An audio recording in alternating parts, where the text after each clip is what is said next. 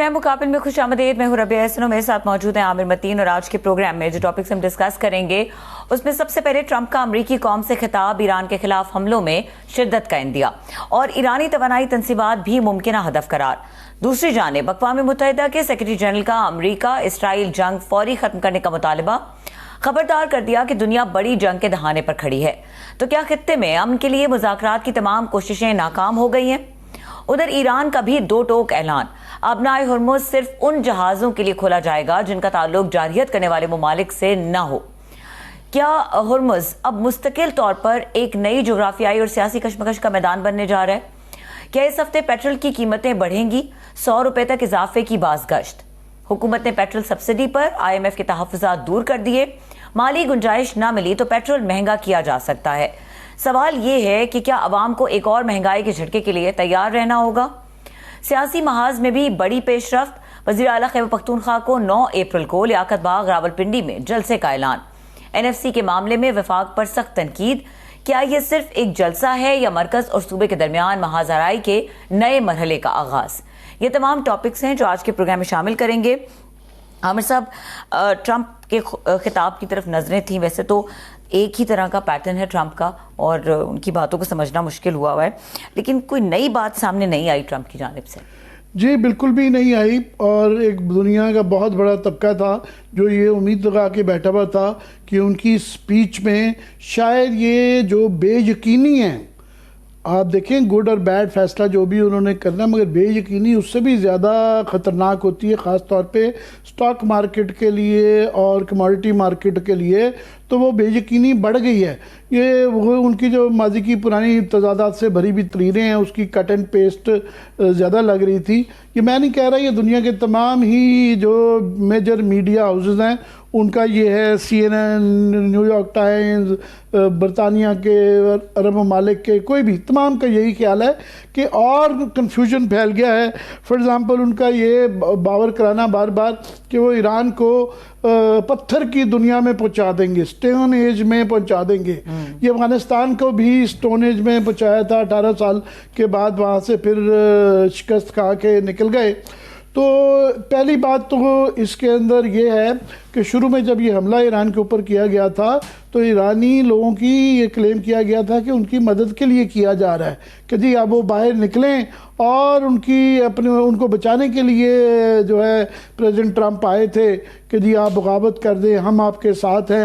تو وہ پہلو تو نکل گیا، وہ کوئی ہمدردی نہیں رہ گئی اور انہوں نے سبق سکھانا شروع کر دیا ہے. اور اس میں کوئی فگ لیف نہیں ہے کہ اس کے اندر بتایا جا رہا ہے کہ 600 کے قریب جو ہے وہ تعلیمی ادارے ہیں. پھر یہ بڑا ہی پرانا 100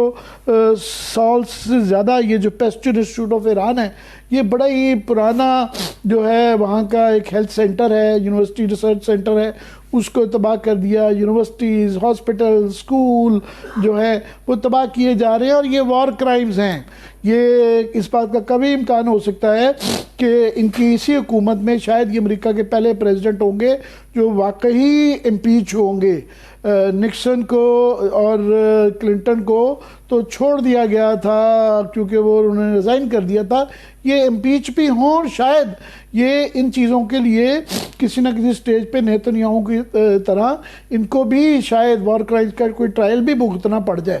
اور اس سے کیا ہے کہ ایران کے اندر ایک لوگوں کے اندر جذبہ کم نہیں ہو رہا، وہ بڑھ رہا ہے. اور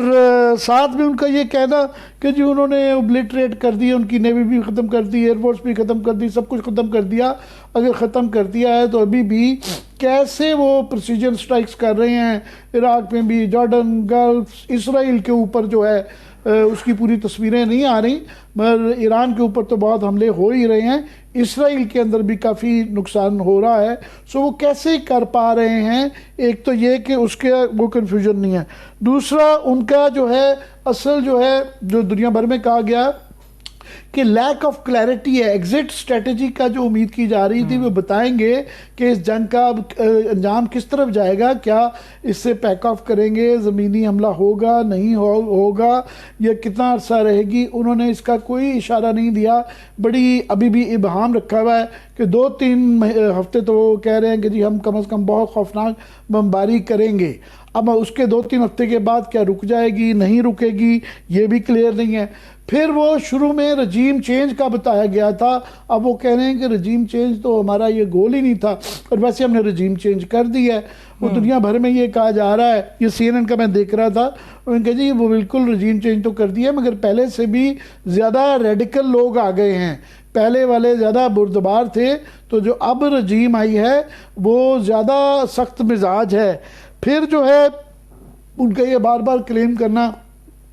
کہ ایران سے گفتگو جاری ہے. ایران کنسسٹنٹلی انکار کر رہا ہے کہ ٹھیک ہے آپ کے پیغام پاکستان کے ذریعے اور باقی ملکوں میں آ رہے ہیں کے ذریعے آ رہے ہیں مگر اس کو نیگوشیشنز نہیں کہے جا سکتے, ہم نے آپ سے بات نہیں کی, ہم سن لیتے ہیں آپ کی بات, دل کرتا تو جواب دیتے ہیں, پر وہ کلیم کیے جاتے ہیں کہ جی ہماری گفتگو چل رہی ہے. اور ساتھ میں انہوں نے اپنے ایلائز کو وہ جو روز جائبز لیتے ہیں کہ نیٹو کا وہ اعلان کرتے رہتے ہیں کہ نیٹو اب جو ہے نا بس ختم ہو گئی اور یہ ہم اس سے باہر نکلنا چاہتے ہیں, اور ان کے اپنے جو 75 سال سے ٹرانس اٹلانٹک جو ایلائز تھے UK گو کے بیس استعمال کرنے دے رہا ہے. سٹارمر جیسے لوگ, مطلب مذاق اڑایا جاتا تھا کہ یہ جو UK ہے یہ امریکہ کا پوڈل ہے, وہ بھی بول پڑیں گے یہ ہماری جنگ نہیں ہے. اس کے بعد اسپین, اٹلی, ایون کہ سوئٹزرلینڈ نے اپنی بیسز دینے سے انکار کر دیا ہے. اور جو میکرون بیچارے کے ساتھ جو اس کے اوپر وہ کیا گیا ہے کہ اس کی بیوی جو ہے, اس تقریر میں تو نہیں کہا, ایک اور تقریر میں یہ کہا کہ اس کی بیوی اس کو مارتی ہے. اب یہ دیکھیں یہ اس لیول پہ پرائم منسٹر پریزیڈنٹ لیول کے اوپر جا کے اس طرح کی آپ بالکل بچوں والی اسکول کے بچوں والی باتیں کریں. وہ میکرون نے صحیح کہا, انہوں نے کہا یہ میرے سٹینڈرڈ سے نیچے کی بات ہے کہ میں اس کا جواب بھی دوں, تو اس نے ایک اپنا ایک وزیرداری دکھائی ہے. تو یہ سب سے بڑا جو سوال ہے وہ یہ ہے کہ انہوں نے ہرمز کھلوانے کی جو ہے وہ ذمہ داری لی ہی نہیں ہے. وہ اب یہ کہہ رہے ہیں کہ جی ہمارا تو اس سے کوئی ڈائریکٹلی فرق نہیں پڑتا, ہم تو بڑا تھوڑا تیل لیتے ہیں, تو اس کو پہلے بند کروا کے اور اب وہ کہہ رہے ہیں کہ یہ چین کی ذمہ داری ہے, یورپ کی ذمہ داری ہے, جو وہاں سے تیل لیتا ہے وہ خود کھلوائیں.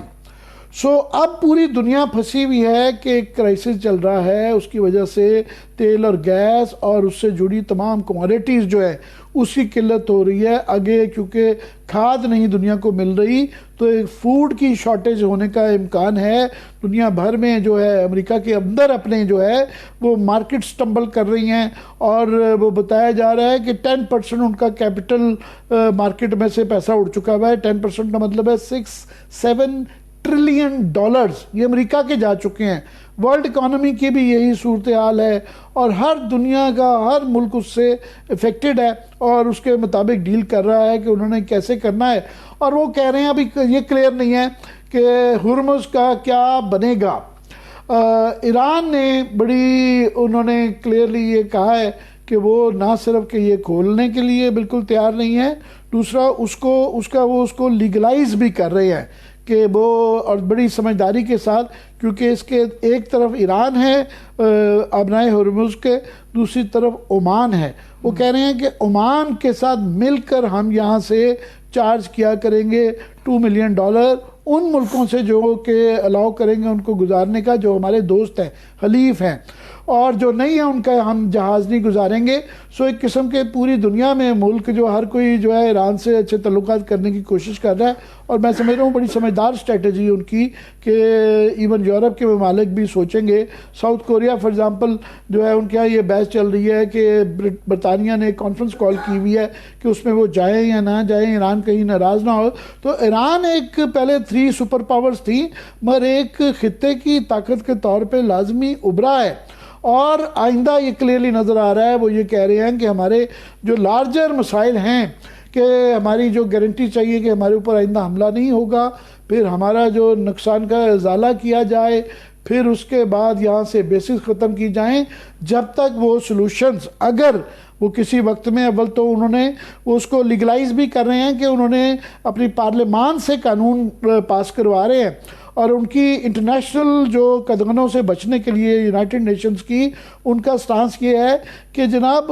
یہ کیونکہ ہمارا ٹھیک ہے انٹرنیشنل واٹر وے ہے مگر یہ کوئی وار ٹائم سچویشن ہے، اور اس کے اندر انہوں نے یونائٹڈ نیشنز کے چارٹر میں سے کوئی آرٹیکل 38 کوئی ہے وہ نکالی بھی ہے جس کے تحت سیکورٹی کے لیے ہم یہاں سے مینجمنٹ کر سکتے ہیں. سو وہ اس کو ایک پرماننٹ سولوشن کر رہے ہیں، اور انٹل انلیس اگر کوئی سولوشن نکلا تو اس کے لیے وہ شرائط جو ہے وہ ایران کی ہوں گی. کب ہوں گی، کتنا عرصہ لگے گا، ہفتے لگیں گے، مہینے لگیں گے، اور کیا پوری دنیا امریکہ سمیت متحمل ہو پائے گی کہ اس طرح کے کرائسس سے، اور گلف کا کیا بنے گا، اور کیا یہ مزید اگر کوئی زمینی جنگ کا بھی یہ پتہ نہیں ہے کہ شروع ہوتی ہے نہیں ہوتی. اور بیچ میں سب سے بڑا سپوائلر اسرائیل ہے کہ اسرائیل کا نہیں پتا کہ اگر یہ جنگ ختم بھی کر دے امریکہ تو وہ کیا راضی ہوں گے ختم ہونے میں، اور ایران ان کے خاتمے جنگ کے خاتمے کے بغیر جو ہے وہ کیا اس کو کھولیں گے نہیں کھولیں گے. سو سوال اب زیادہ بڑھ گئے ہیں اور جواب تھوڑے ہیں. جی جواب تھوڑے ہیں، اور کچھ ہم جواب کوشش کریں گے کہ آج کے پروگرام میں حاصل کرنے کی کوشش کریں. ہمارے ساتھ موجود ہیں ڈاکٹر ویس سلیم، سینئر تجزیہ کار، اور ماجد نظامی، سینئر صحافی. دونوں کو ویلکم کریں گے. السلام علیکم. جی بہت شکریہ آپ دونوں کے ہمارے لیے وقت نکالنے کا. ہم بہت زیادہ جو ہے نا تخلیقی گفتگو کر کر کے تھک بھی گئے تھے کہ ٹیکنیکل ایکسپرٹ جو ہے نا ہمارے سمیت پاکستان کے تمام بڑے صحافی جو ہے وہ اب جو ہے فوجیوں سے زیادہ عسکری معاملات کے بھی ایکسپرٹ بن چکے ہوئے ہیں. تو ہم چاہ رہے تھے کہ آج صحافیانہ گفتگو کر کے عام الفاظ میں بھی کچھ بات کر لی جائے اور اس کو اپنے پاکستان سے بھی ریلیٹ کریں. تو ماجد صاحب آپ کی اجازت سے یہ ڈاکٹر ویس سلیم صاحب آپ پروفیسر بن چکے ہوئے ہیں، مگر یہ کیونکہ انہوں نے ہمارے ساتھ صحافت میں اپنا سفر شروع کیا تھا، so once a journalist always a journalist, تو ان کا جو نقطہ نظر ہوتا ہے وہ بھی شکر ہے صحافیانہ ہے. تو ڈاکٹر صاحب وہاں سے امریکہ سے بیٹھے ہوئے آپ دیکھ رہے ہیں یہ جو کس طرف یہ معاملہ آپ کو لگتا ہے کہ یہ ہفتوں میں یہ جو اتنے سارے سوال ہیں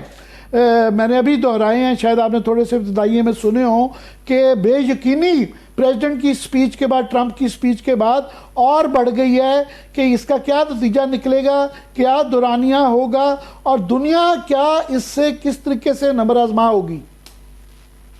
بہت شکریہ عامر صاحب، آپ نے اپنے ابتدائیے میں بڑا اچھا احاطہ کیا. اور کل جب میں نے بھی وہ تقریر سنی صدر صاحب کی تو وہ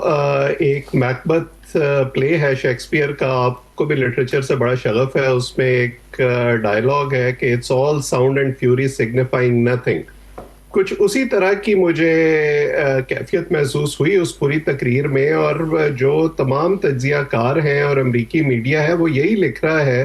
اس تقریر کے بعد کہ اس میں کوئی نئی بات نہیں کی گئی، کوئی ایشورنس نہیں دی گئی، کوئی ٹائم لائن نہیں دی گئی، اور واقعی سوالات زیادہ پیدا ہو گئے ہیں. وہ تمام ایشورنسز جو مارکیٹ چاہ رہی تھی تاکہ وائٹ ہاؤس کی طرف سے آئیں اور اس کے نتیجے میں کوئی اسٹیبلٹی آئے، وہ اسٹیبلٹی آنے کے بجائے الٹا چند گھنٹوں کے بعد ہی یہ خبر ملی اس تقریر کے بعد کہ جی اسٹاک مارکیٹ بھی مزید ڈاؤن ہو گئی ہے کوئی 600 پوائنٹ، اور کوئی 8% تیل کی قیمت مزید بڑھ گئی ہے جو 25-30% اس سے پہلے پچھلے ایک مہینے میں بڑھ چکی تھی. سو ایسے لگتا ہے کہ وائٹ ہاؤس کے پاس، جیسے ہم پہلے بھی بات کرتے رہے ہیں، کہ پلان کوئی نہیں ہے اور وہ ایک سٹیٹ آف ڈینائل میں ہے. اب مسئلہ یہ ہے کہ اس وقت جو پورا امریکن ایڈمنسٹریشن کا میکنزم ہے وہ ایسے لگتا ہے کہ صدر ٹرمپ کی شخصیت اور ان کی ومز کے ارد گرد گھوم رہا ہے، اور جو وہ صبح اٹھ کے بات کرتے ہیں باقی سارے اس کو پیرٹ کرنا شروع ہو جاتے ہیں. ان کی جو پالیسیز کے نتیجے میں جو ڈس اپروول ریٹنگز آنا شروع ہو گئی ہیں وہ اس کو ماننے کو بھی تیار نہیں ہے. فوراً جو پینٹاگن کے سیکٹری ہیں، سیکٹری آف وار کہلاتے ہیں اب وہ، پیٹ ہیگسیتھ، انہوں نے یہ ٹویٹ کر دیا صدر کی تقریر کے بعد کہ جی ہم آپ کو سٹون ایجز میں واپس بھیج دیں گے. ایک طرح سے ایران کو پیغام دینے کی کوشش کی، لیکن کیسے؟ یہ جو سوال ہے اس کا جواب کسی کے پاس نہیں ہے. جی بالکل جواب نہیں ہے، اور ساتھ میں کیونکہ ایران جو ہے 2 ملین وہ کہہ رہے ہیں پر ٹینکر لیں گے، اور وہ پہلے جتنا تیل بیچ رہے تھے ابھی وہ ڈبل تیل بیچ رہے ہیں، ڈبل پرائس میں بیچ رہے ہیں. سو آف کورس ان کا جو نقصان تو بہت بے تحاشا ہو رہا ہے انفراسٹرکچر کا اور باقی تنصیبات کا، مگر ڈے ٹو ڈے ان کے پاس کیش فلو زیادہ آتا جا رہا ہے۔ ماجد صاحب، میری آج ایک بڑی مزدار، میں سوشل میڈیا کی ایک میم دیکھی میں نے، مجھے وہ بڑی مزدار لگی۔ وہ یہ تھی کہ پاکستان 78 سال سے ہم نازک موڑ سے گزر رہے ہیں، اور اب دنیا کیونکہ نازک موڑ پہ پہنچی ہے پوری، تو پتہ چلا ہے کہ ہم تو پہلے ہی وہاں پہ تیار تھے، نازک موڑ کے لیے ان پریکٹس تھے اور تیار تھے۔ تو یہ اس خطے میں اس کی وجہ سے جو ہماری تھوڑی سی ایک چودراہٹ سی بن گئی ہے، ہماری ویلیو بھی بن گئی ہے، اور جو ہے ہمارے ہاں کانفرنسز بھی ہو رہی ہیں، پھر جو ہے جے ڈی وینس بھی ہمیں کال کر رہے ہیں، اور روس، امریکہ، جو تینوں ممالک جو ہے ہم اس نازک موڑ کے لیے پہلے ہی تیار تھے، یا کوئی یہ خطرناک بھی ہے یہ صورتحال؟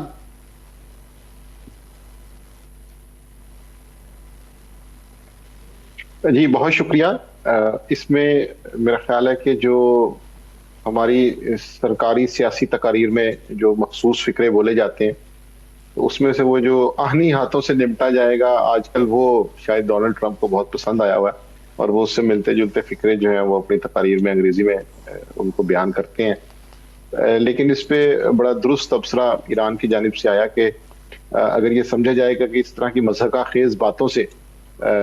جو آبنائے ہرمز کا مسئلہ ہے وہ حل کیا جائے گا، تو ایسا نہیں ہونے والا۔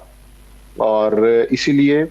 اس ویک میں جو برطانیہ میں ایک اجلاس ہو رہا ہے جس میں 35 ممالک کے بارے میں سوچا جا رہا ہے کہ انہیں انوائٹ کیا جائے آن لائن اور باقی طریقوں سے، جس میں اس سارے مسئلے کو اسپیشلی آبنائے ہرمز کے مسئلے کو دیکھا جائے گا، تو پاکستان کی اہمیت اس لیے بڑھتی ہے، اس کا کم ہمیشہ انڈیا سے آتا ہے، اور چونکہ ہم سارے ملک ہیں، حریف ہیں، اور ہمیشہ اس سارے معاملے کے اندر یہ دیکھا جاتا ہے کہ دونوں ممالک کی جو فارن پالیسی ہے یا ان کی جو ایک مخصوص پوزیشن ہے وہ کس طرف جا رہی ہے۔ تو اس میں پاکستان کی اہمیت اس لیے بھی بڑھ گئی ہے کہ انڈیا اس وقت کوئی سگنیفیکنٹ رول پلے نہیں کر پا رہا، اور یہ بات درست ہے کہ ان کے ایران اور اسرائیل دونوں سے ایسی بات تھے کہ جن پہ بات کی جا سکتی ہے، لیکن انہوں نے اس سارے معاملے کے اندر ایران کے حوالے سے اسپیشلی کوئی واضح پوزیشن نہیں لی، اور اس کے بعد جو ایک ایرانی بحری جہاز کا واقعہ بھی پیش آیا تو انڈیا کی پوزیشن مزید ڈاؤن ہوئی ہے۔ تو اس کمپیریزن کی وجہ سے پاکستان کی اہمیت مزید بڑھ گئی ہے، اور یہ میرا خیال ہے اس چیز کی کنٹینیویشن ہے جو پچھلے سال مئی میں جو ہمارا ایک سٹینڈ آف ہوا تھا، اور اس کے بعد کہ جس طرح بھی آپ نے کہا کہ یہ امریکہ سپر پاور اور ہماری نسل کا جو ہے بہرحال ایک سافٹ پاور کا اور کئی انسانی حقوق اور جمہوریت کے کئی چیزوں کا وہ علمبردار رہا ہے، یہ سوچا نہیں جا سکتا تھا کہ ان کے ہاں اخلاقی تنزلی اتنی زیادہ آئے گی، اور ان کے تمام تر ادارے میڈیا سمیت جو ہے کس طرح لیٹ جائے گا۔ یہ پروفیسر میر شائمر نے اس کے اوپر ایک تبصرہ فرمایا ہے۔ آج کل پروفیسر صاحب بہت زیادہ، پہلے بھی بڑے معتبر آدمی تھے، اب آج کل سب سے زیادہ لیڈنگ آواز امریکہ کے اندر جو ہے، جس طرح نیوم چومسکی ہوتے تھے، حالانکہ یہ ریئلسٹ سکول ہے، بالکل ان سے نقطۂ نظر مختلف سکول آف تھاٹ سے ہیں۔ جی ڈاکٹر صاحب، یہ ہماری زندگی میں ہم نے نہیں سوچا تھا کہ یہ امریکہ کے اندر یہ والی اخلاقی تنزلی ہم دیکھیں گے، کہ یہ جس طرح پروفیسر صاحب کہہ رہے ہیں۔ تو میں آپ سے پوچھنا یہ چاہ رہا ہوں کہ آپ وہاں بیٹھے ہوئے ہیں، ظاہر ہے وہاں پہ ہم دیکھ رہے ہیں کہ 9 کنگ کی ریلیز میں 9 ملین لوگ آئے ہیں، اور گیلن جو ہے گیسولین جو ہے وہاں پہ وہ $4 پہ جا چکا ہے اور بڑھ سکتی ہے، سٹاکس ٹمبل کر رہے ہیں اور انفلیشن بڑھ رہی ہے۔ تو یہ تمام پریشرز جو ہیں، ایک تو اس کا جواب دیجیے گا کہ یہ کیسے ہو پایا امریکہ کے اندر یہ اخلاقی تنزلی، دوسرا ابھی جو یہ آوازیں سننے میں آتی ہیں کیا یہ اتنی زیادہ ہیں کہ جس سے بیک آف کر جائیں پریزیڈنٹ ٹرمپ، یا وہ ابھی بھی ڈبل ڈاؤن کریں گے زمینی حملے کی طرف، اور اس کے کیا ریپرکشنز ہوں گے؟ لمبا سوال ہے مگر میں نے کہا ساری چیزوں کا آپ احاطہ کر لیں۔ جی 2 حصے آپ کے سوال کے، میرا خیال ہے پہلے میں مختصراً اگر وہ میڈیا والی بات کر لوں، میڈیا یا ہیومن رائٹس یا دوسری جو چیزیں ہیں، یہ میڈیا کا جو کردار ہے خاص طور پہ یہ ایجنڈا سیٹنگ کا جو رول ہے میڈیا کا، اس پر 50 سال سے تحقیق ہو رہی ہے، اور اس کا نچوڑ یہی ہے ہمیشہ کہ میڈیا نے اس حوالے سے کوئی اچھا رول کبھی پلے نہیں کیا ہے. پہلی جو گلف وار تھی اس کے بعد ایک ٹرم کوائن کی گئی تھی ایجنڈا سیٹنگ ریسرچرز کی طرف سے امریکہ میں، جیسے CNN ایفیکٹ کا نام دیا گیا تھا، کہ کس طرح سے CNN نے اور دیگر جو میڈیا کے بڑے ادارے تھے انہوں نے رائے ہموار کی اور صرف اس خبر پر انحصار کیا جو انہیں آفیشل سورسز کی طرف سے فیڈ کی جا رہی تھی، اور اس کے نتیجے میں انہوں نے عوام کی رائے ہموار کی. اور اس کے بعد پھر ہم دیکھتے رہے ہیں کہ 9/11 کے بعد پھر دوسری افغان جنگ، عراق جنگ، اور اب خاص طور پر یہ غزہ کا معاملہ جب سے شروع ہوا ہے یا اب ایران ہے، ہمیں مسلسل اسی طرح کی انڈیکیشن جو ہے وہ ملتی رہتی ہے. اور پھر ظاہر ہے کہ امریکی عوام جو ہے وہ بھی اسی طرح سے سوچتی ہے. ایک وقت تھا جب امریکہ اپنا یہ رول تسلیم کرتا تھا کہ وہ دنیا میں انسانی حقوق کے چیمپئن ہیں، اور انہیں کسی حد تک جو ہے اس کی ایک طرح سے وہ پردہ رکھنا ہے، اس کی بالادستی کرنی ہے. لیکن ایسے لگتا ہے کہ ڈونلڈ ٹرمپ نے آ کر وہ جو جن بوتل میں بند تھا اس بوتل کا ڈھکنا کھول دیا ہے، اور وہ جان بوجھ کر پروموٹ کر رہے ہیں اس چیز کو. ابھی آج ایک تقریب میں یہ کہا گیا کہ ڈونلڈ ٹرمپ پہلے جوئش صدر ہیں امریکہ کے، اور ڈونلڈ ٹرمپ نے اس کو تسلیم کیا اور انہوں نے کہا کہ ہاں یہ بالکل ٹھیک ہے. معاف کیجیے گا. سو ایسے لگتا ہے کہ ڈونلڈ ٹرمپ جب کینڈیڈیٹ بنے تب بھی جو ریپبلکن نیشنل کانگریس تھی، ریپبلکن نیشنل کنونشن تھا، اس کی سٹیج سے جس قسم کی آوازیں اٹھی، وہاں کہا گیا کہ فنش دا جاب، یعنی تب صرف غزہ کی بات تھی. اور اس کے بعد ہمیں جس طرح کی پالیسیز نظر آ رہی ہیں، ایسے لگتا ہے کہ اسرائیل باقاعدہ ڈکٹیٹ کر رہا ہے امریکہ کو، and president Trump is happy to play along، بجائے اس کے کہ وہ تمام آوازیں جو اس کی نفی میں اٹھتی ہیں یا تنقید ہو رہی ہے، اس سے ایسے لگتا ہے کہ وہ مزید جو ہے پہلے سے زیادہ کاربند ہو جاتے ہیں اس چیز پہ کہ میں نے اس کو ماننا نہیں ہے اور میں نے وہی کرنا ہے جو میں سمجھتا ہوں یا جس کا مجھے خیال آتا ہے، and he thinks he can get away with it. آپ یہ کہہ رہے ہیں کہ وہ آپ کو لگتا ہے کہ ان کو کیونکہ فیس سیونگ چاہیے تو وہ ڈبل ڈاؤن کرنے کا زیادہ امکان ہے، اس کے لیے چاہے کوئی بھی صورتحال ہو. اور اب یہ بھی باتیں ہو رہی ہیں کہ ان کے جو انڈیکیٹر سرویز آ رہے ہیں کہ وہ یہ مڈ ٹرم الیکشنز بھی اگر ہارے ہیں تو کسی سٹیج پہ ان کو امپیچمنٹ بھی ہو سکتی ہے. کوئی وار کرائمز یہ جو اب لسٹ بنتی جا رہی ہے بہت زیادہ گمبھیر ہے، یہ بھی کوئی ٹرائل ہو سکتا ہے. مگر اس کا آپ یہ کہہ رہے ہیں کہ کوئی اثر نہیں وہ لے رہے، وہ ڈبل ڈاؤن کرنے کا اتنا ہی امکان ہے. ابھی چند دن پہلے انہوں نے یہ کہا کہ میری جو ڈس اپروول ریٹنگز آ رہی ہیں وہ اس لیے ہیں کیونکہ میری جو وائٹ ہاؤس کی اسپوکس پرسن ہے وہ اچھا کام نہیں کر رہی. انہیں اس بات کا بالکل اندازہ ہی نہیں ہے، it does not occur to ہم کہ ان کی اپنی پالیسیز کا اس میں کیا کردار ہے. جی یہ بہرحال ان کی جو وائٹ ہاؤس کی اسپوکس مین ہے کیرولائن جو ہیں الحمدللہ وہ بھی جرنلسٹ رہی ہوئی ہیں، اور 19 کے قریب ان کی کیبنٹ کے اندر لوگ جو ہیں وہ الحمدللہ وہ صحافی رہے ہوئے ہیں اور موسٹلی فاکس ٹی وی سے آئے ہوئے ہیں. فار ایگزامپل جو پیٹ ہیکسٹ ہیں وار منسٹر، وہ بھی وہاں سے آئے ہیں. پھر وہ جو حال ہی میں بڑے کنٹروورشل ہوئے امریکہ کے ایمبیسڈر جو اسرائیل میں ہیں، وہ اس کی ٹکر کارلسن کے انٹرویو میں ایکسپوز ہوئے. تو یہ کافی سارے لوگ جو ہیں یہ صحافت سے آئے ہیں. یہ ہمارے پہ پاکستان کے اندر جو ہے صحافیوں کو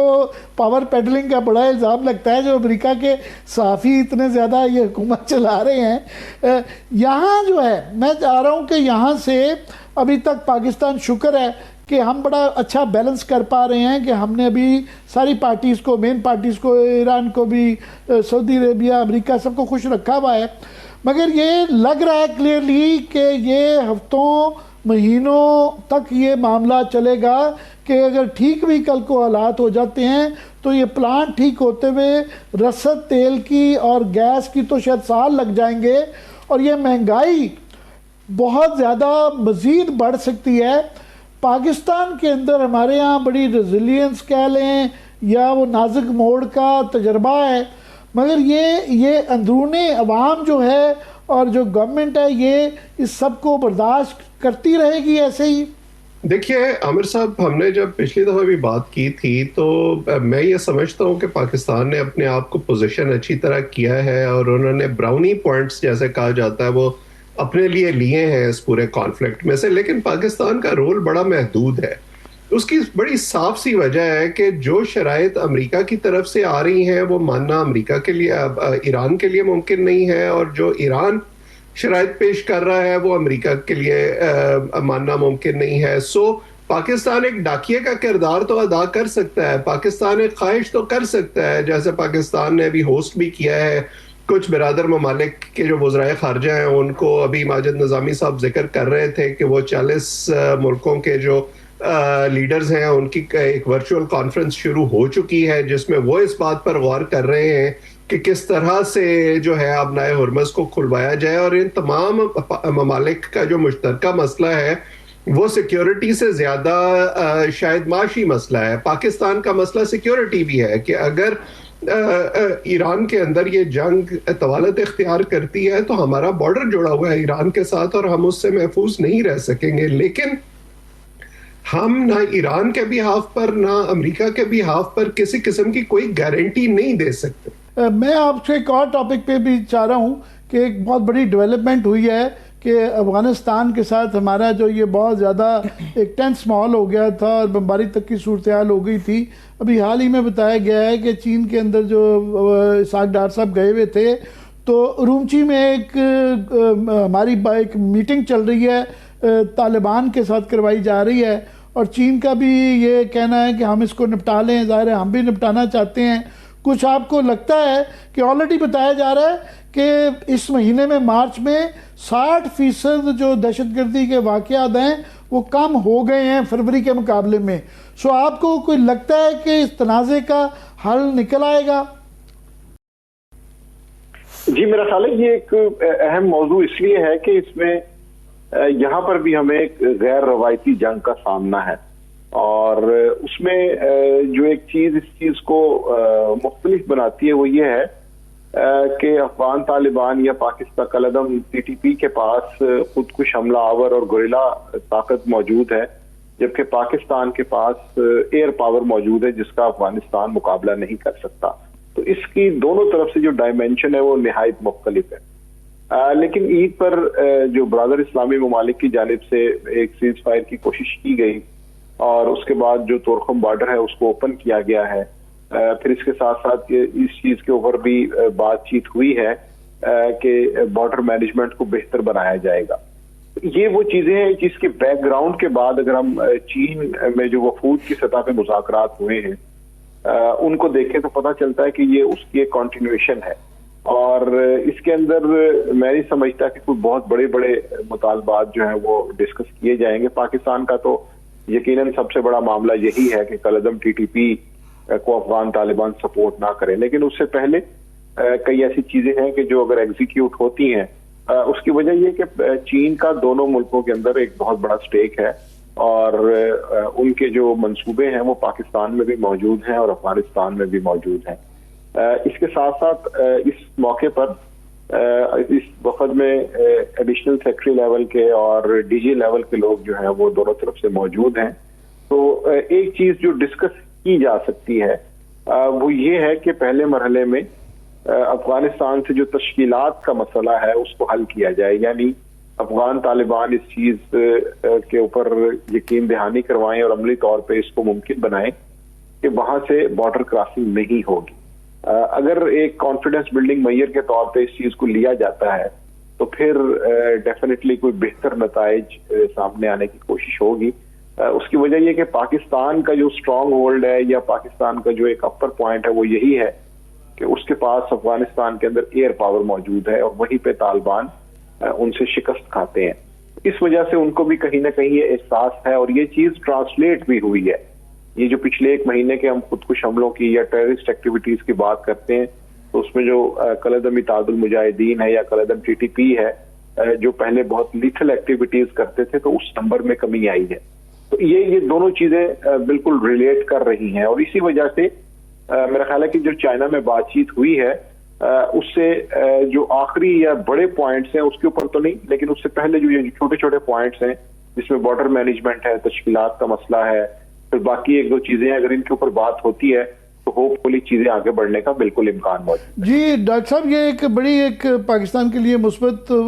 ایک خبر ہے کہ یہ، کیونکہ اس کے پیچھے بہت بڑا فیکٹر چائنا فیکٹر ہے کہ چائنا کا لیوریج جو ہے افغانستان پہ بھی ہے اور ہمارے ساتھ بھی تو ظاہر ہے ان کے اچھے تعلقات ہیں، اور بدلتی ہوئی صورتحال میں یہ بھی باتیں ہو رہی ہیں کہ چین کے لیے امپورٹنٹ ہے اور ہمارے لیے بھی کہ ہم اگر سینکشنز ایران کی ختم ہوتی ہیں تو ہم لینڈ کے تھرو، پائپ لائن کے تھرو گیس اور جو ہے ان سے جو ہے پیٹرول لے سکیں اور وہ پھر اس کو چین تک بھی پہنچایا جائے۔ چین نے سی پیک کے نیکسٹ لیول کی باتیں بھی کر دی ہیں۔ چین کا رول بڑا ڈسکس ہو رہا ہے کہ پاکستان اور ان کا ایک اعلامیہ آیا جس کو دو طریقے سے دیکھا جا رہا ہے۔ ایک یہ کہا جا رہا ہے کہ انہوں نے اپنی جان چھڑائی ہے کہ وہ پرو ایکٹیو رول نہیں ادا کرنا چاہ رہے ہیں، اور وہ جو اکانومسٹ کہہ رہا ہے کہ جی نیپولین والی بات انہوں نے کر دی ہے کہ let's not correct the enemy when it is making a mistake, یا دوسرا کہا جا رہا ہے کہ نہیں، اس کے اندر انہوں نے ہرمز کھولنے کی اور بڑی جو ہے سیشن آف سیز فائر کی بھی باتیں کی ہیں۔ آپ کیسے دیکھتے ہیں چین کے رول کو؟ چیزیں ہیں، پہلی بات تو یہ کہ چین کا جو، اگر آپ ہسٹوریکلی آپ ان کا کنڈکٹ دیکھیں تو وہ کوئی بہت بڑی بڑی باتیں نہیں کرتے اور وہ خاموشی سے اپنا کام کرتے ہیں، اور خاص طور پر جو ایک معاشی طاقت کے طور پر وہ ابھرے ہیں اس خطے میں، اب اس کے بعد انہوں نے اپنی معیشت کے زور پر جو دوسرے ملک ہیں ان کو اپنی طرف اٹریکٹ کرنا شروع کیا ہے اور اپنی ریچ بڑھانی شروع کی ہے۔ پاکستان اور اس خطے کے دوسرے ملک جو ہیں ان کے اندر ان کا امپرنٹ نظر آتا ہے، اور پاکستان کے اندر تو ویسے ہی جو ہے، کیونکہ بھارت کے ساتھ ان کے تعلقات اچھے نہیں ہیں تو ظاہر ہے کہ پاکستان کے ساتھ ان کے تعلقات کی ایک دیرینہ نوعیت ہے اور رہے گی۔ دوسری طرف ایسے لگتا ہے کہ اکانومسٹ نے اس ایک لائن سے ایسے لگتا ہے کہ سم اپ کر دیا ہے جو پوری سچویشن ہے اس وقت دنیا میں، جو طاقت کا توازن تبدیل ہو رہا ہے۔ جب ڈونلڈ ٹرمپ اپنے جو ٹریڈیشنل اتحادی ہیں ان کو اس طرح سے ڈیمین کریں گے، ان کی تضحیق کریں گے، کبھی وہ جو ہے سعودی عرب کے جو محمد بن سلمان ہیں ان کو نشانہ بنائیں گے، کبھی وہ فرانس کے میکرون کو نشانہ بنائیں گے، اور اس قسم کی باتیں ان کے بارے میں کریں گے جو عام حالات میں کرنا تو دور شاید ڈپلومیٹک چینلز میں سوچی بھی نہیں جا سکتی۔ اور پھر وہ کھلے دھمکیاں دے رہے ہیں کہ وہ نیٹو سے پول آؤٹ کریں گے، کبھی وہ ٹیرف لگاتے ہیں، کبھی وہ اور اس قسم کی گفتگو کرتے ہیں۔ تو دنیا کے جو ممالک ہیں وہ اس وقت میرا خیال ہے کہ اس فیز میں ہیں جس وقت وہ اپنے آپشنز پر غور کر رہے ہیں۔ ایون یہ جو گلف کے ممالک ہیں جنہوں نے اتنی دہائیاں اس چیز میں گزار دیں کہ بس وہ امریکہ کو پیسے دیتے رہیں گے تو امریکہ شاید ان کا تحفظ کرے گا، اب وہ آ کے انہیں یہ احساس ہوا ہے کہ شاید ان کا یہ خیال غلط تھا۔ تو میرا خیال ہے کہ چین کو کچھ کرنے کی ضرورت نہیں ہے اپنے طور پر، امریکہ خود ہی اپنے اقدامات سے انہیں پش کر رہا ہے اس بلاک میں جو چین اور کسی حد تک روس اس خطے میں بنا رہے ہیں، اور جیسے جیسے وقت گزرے گا آپ کو یہ لائنز مزید ڈیفائن ہوتی ہوئی نظر آئیں گی۔ جی ویسے میں عذرائے مذاق جو ہے، میں نے یہ جو کوٹ تھا کہ never stop your enemy when it is making a mistake, یہ 4-5 روز پہلے اکانومسٹ میں چھپنے سے 2-4 روز پہلے میں نے بھی اس کا ذکر کیا تھا، اور وہ یہ نہیں میں کہہ رہا کہ اکانومسٹ نے میری چوری کی ہے، میں نے کہا میں بھی کاپی رائٹس جتا دوں۔ نظامی صاحب یہ آپ بتائیں کہ کیونکہ ہمارے لیے یہ سیدھی سی پوری دنیا اس وقت جو ہے اس کرائسس کی وجہ سے تیل اور گیس اور اس سے ریلیٹڈ جو ہے نا اس کو معاملات سے نمٹ رہی ہے۔ مہنگائی کا ہمارے ہاں پہلے ہی مہنگائی بہت خوفناک ہو گئی تھی، آج کے لیٹسٹ جو فگر ہیں کہ وہ 12% تک یہ جا رہی ہے مہنگائی، اور پھر جو حکومت کا بھی جو ہے پاس آن کرنے کا وہ ایک اسٹیرٹی کی باتیں تو کرتے ہیں، مگر یہ جو ایل پی جی ہے وہ 5500 پہ سلنڈر چلا گیا ہے اور دھڑکا۔ جی عامر صاحب، if you could let me add in کہ ابھی بلکہ یہ خبر چل رہی ہے ذرائع سے کہ امکان یہ کہ پیٹرول جو ہے وہ 70 اور 100 سے 100 روپے بڑھنے کا امکان ہے, اور اس کی جو منظوری ہونے کا امکان ہے, یہ ابھی بریکنگ چل رہی ہے. تو اس حوالے سے 100 روپے پر لیٹر بڑھنے جا رہا ہے. جی 70 سے 100 روپے, یہ خبر ابھی اس وقت ہمیں ذرائع سے ڈفرینٹ چینلز بھی رپورٹ کریں, ہمارا اپنا چینل پتہ نہیں ابھی یہ بہرحال یہ ڈرانے والی باتیں کر رہے ہیں. پہلے 55 روپے بڑھا تھا تو ہمیں یہ بتایا جا رہا تھا کہ سبسیڈائز گورنمنٹ کرے گی. ہم کہہ رہے تھے لیوی کم کر دو, 125 روپے جو ٹیکس لے رہے ہو وہ سبسڈی نہ دو.